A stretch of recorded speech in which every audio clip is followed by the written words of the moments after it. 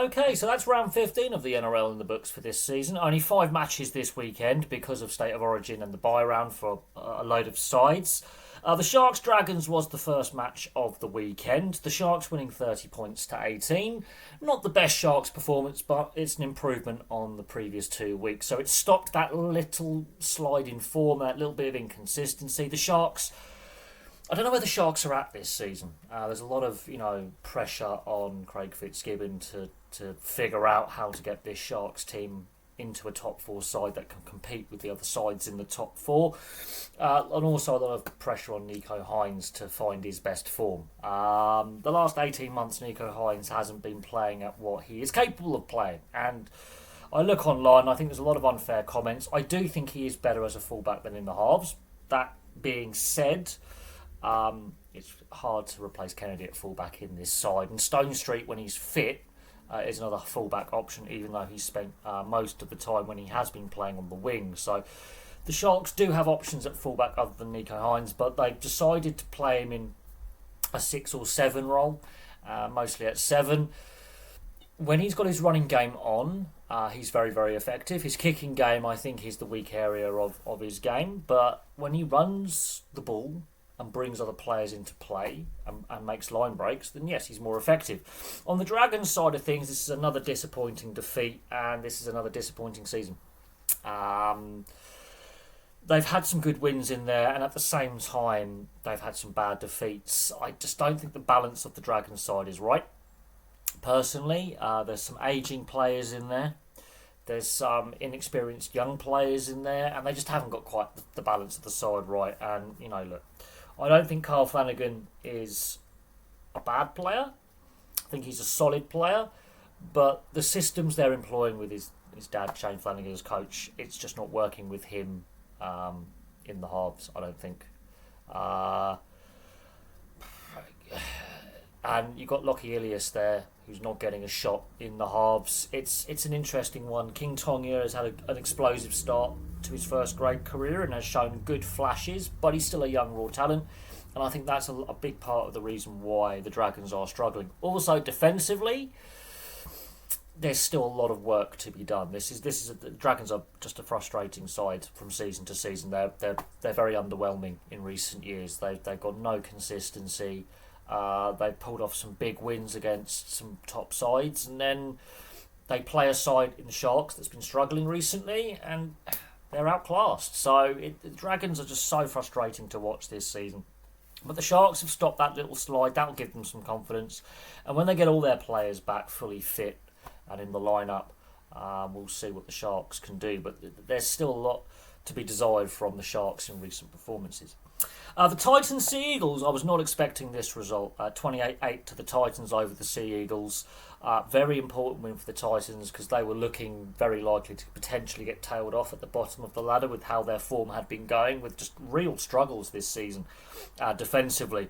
But the Sea Eagles, that was a really disappointing performance. Really disappointing performance from the Sea Eagles. They are not playing at the level they are capable of playing at with the roster they have, the attacking options they have.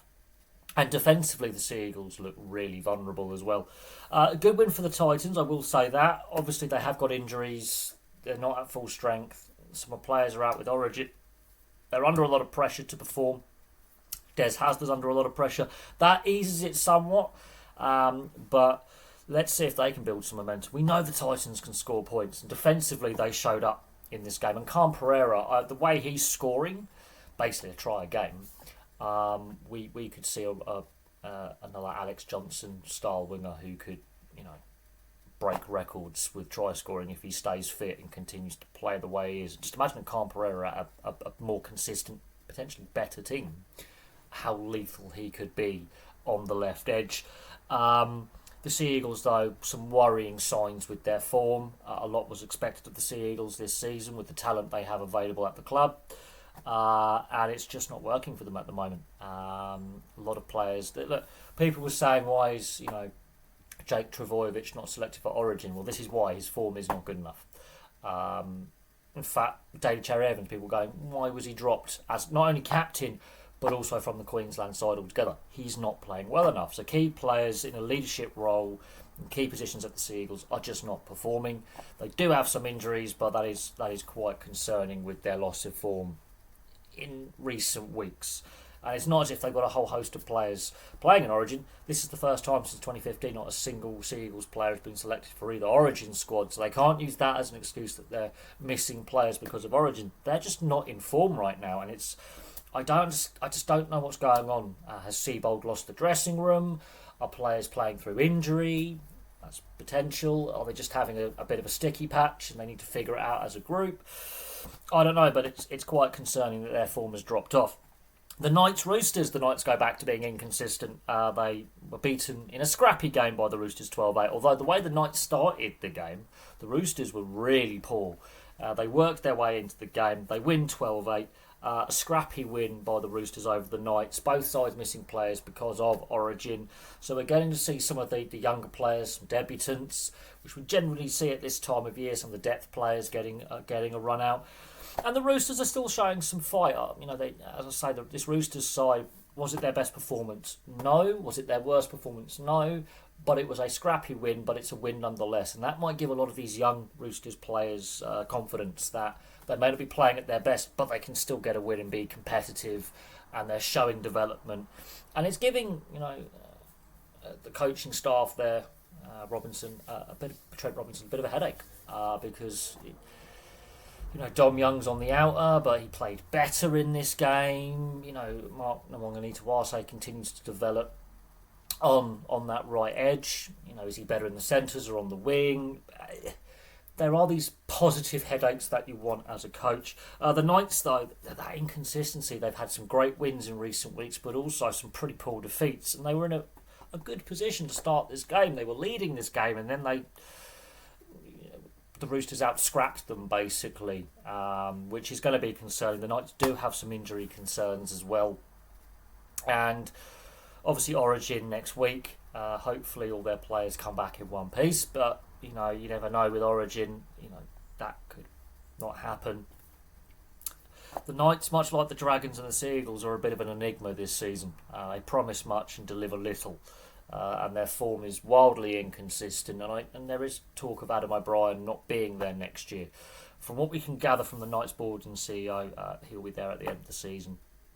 It's about next season. They're not going to sack him this season, but if they can't build some momentum and make the top 8, then there's going to be questions over the direction of the team and whether a coaching change is required. But they had some good start, and then they couldn't maintain it, and the Roosters fought their way back in a scrappy game. The Cowboys Dolphins, I was not expecting this result. Yes, Origin, yeah, you can understand that. The Dolphins are missing a lot of key players in their forward pack. 58-4 to the Dolphins over the Cowboys. And what is interesting in the head-to-head between these sides, the away team always wins, but I was not expecting a 54-point differential in favour of the Dolphins. They are scoring points for fun in recent weeks. That's generally terrifying what the Dolphins can do in attack. And Jack Bostock scoring 4 tries. He's the first Dolphins player to achieve that feat, and hence why I've decided to start the NRL Records series with every club, because he set a club record. The Dolphins are building some momentum, and when that attack clicks, they look really, really scary. And the Cowboys, much like the Sea Eagles and the Dragons and the Titans and the Knights, they are a frustrating team at times. There is the ability and the skill there, but you take a couple of players out the team for origin or injury or suspension, it completely disrupts their combinations and they look a lot less confident. And the way the Dolphins just everything clicked with the Dolphins, even with the injuries they've got with players out for the season or lengthy spells on the sideline through injury. Any player that steps into this side understands the system, buys in, and fantastic. Just their attack was brilliant. It's the only real blowout scoreline. You could argue the Titans Eagles, but this was a proper blowout scoreline. The Cowboys were just dreadful, absolutely dreadful. They had an extra player at one point. The Dolphins are down to 12, Kafusi Sinbind, and they conceded tries. They were all over the place, and you can't just say because they're missing players through origin and injury. That was a really shocking performance by the Cowboys, and Todd Payton, there's pressure on him now because some of their recent form has been a bit shaky. Their form on the whole season isn't great, and it's very congested in that bottom half to the middle of the NRL ladder. So a couple of wins, couple of defeats really shakes up how the NRL ladder looks. It's very, very tight. And the points differential for the Dolphins in recent weeks is ridiculous. They barely conceded any points. They're scoring by the bucket load. And their points differential is scary. And that could prove crucial if and when they do make the top 8 and solidify there. When it comes to seeding in the finals and who finishes where, that points differential is terrifying. Their attack is scary, and their defence has really shored up. So the Dolphins are massively improved from where they were at the start of the season. The South Bulldogs has just finished. There was a lightning delay towards the end of the first half. The Bulldogs are in control. It's 18-0. They are in control. The thunderstorm came. With about 8.5 minutes left in the first half, Bulldogs are destroying South Sydney. They're destroying the Bunnies. The Bunnies can't get out their half. It's like 75% possession to the Bulldogs. They're ripping them to pieces. And they get called back in the dressing sheds. The thunderstorm, about half hour. And it was quite an intense thunderstorm. That disrupted the Bulldogs a little bit because Souths came out the better side at the end of the first half, get their try, and then second half they were the better side. The Bulldogs just lost that momentum because they were right on top. They were attacking at the time. Thunderstorm starts, but they win 24-18, missing a lot of players through injury and Origin. Souths missing players through injury and Origin, but it was concerning that first half for South Sydney. They were very, very passive defensively.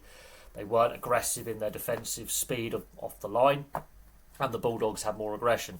Problem was the Bulldogs, I think, lost their focus and momentum because of the break in play. Souths get back into the game, but Souths were always chasing the game, and that's got to be a concern that their form has tailed off somewhat after a bright start to the season. And you look at it, and their points differential isn't terrible, but because their form has started to tail off, and it's very congested in the bottom half of the NRL ladder, that's another defeat to South, and that's a concern. The Bulldogs are battling for top spot with the Raiders and the Warriors. It's getting very tight at the top as well, but the Bulldogs are still the top dogs, no pun intended, in the NRL. Now, they didn't play at their best in the second half, still get the win. That Jacob Kiraz, centre, wing, fullback, he's brilliant. Both in the channels. Jacob Preston had a good game. Sexton had a really good game. Lockie Galvin had a controlled game. He wasn't pushing it too much, but he still was willing to take a few risks when necessary. But Toby Sexton, for me, was the Bulldogs' best player today by some margin. That means the Broncos, Raiders, Tigers, Panthers, Eels, Warriors and Storm all had the bye. And, of course, Origin 2 is next Wednesday. So we'll see what happens with Origin 2 in Perth. It's going to be interesting, neutral ground. And, of course, there's speculation over, players being dropped and brought into both Origin setups and injuries and fitness concerns. But it's shaping up to be a really interesting matchup in Perth. Also, obviously, round 16, we'll do a preview of that in the week. But I've got some other video ideas for today to look at. But for me, for now, thank you very much for watching. Place your thoughts on round 15 in the comment section below. That's the first time I've seen a weather delay for a good while. Not just in the NRL, but in any, apart from cricket, in any sport. I don't really follow Major League Baseball, but I know there's weather delays there. I remember before the 2014 World Cup, some of the warm-up games that were held in Florida for the 2014 FIFA World Cup. There was a similar thunderstorm delay. I think it was England, Honduras, and a few of the other warm-up games in Florida in the southeast of the US were impacted by weather delays. I know there was a weather delay in the NRL about 10 years ago. I remember in 2008 and in last year's Euros, there were a couple of weather-related delays in regards to rain, but it doesn't happen often. It was really, outside of cricket or baseball, it doesn't happen very often. And that was a really interesting one, how it completely shifted the momentum of the game. When the Bulldogs, if there was no weather delay, I think they'd score another couple of tries before half-time. Second half, they were the second best team. Souths have obviously got to fight back, but chasing the game, it was a bit too much for them. But there we go. Thank you very much for watching. Place your thoughts in the comment section below. And I'll have some more content for you all very, very soon.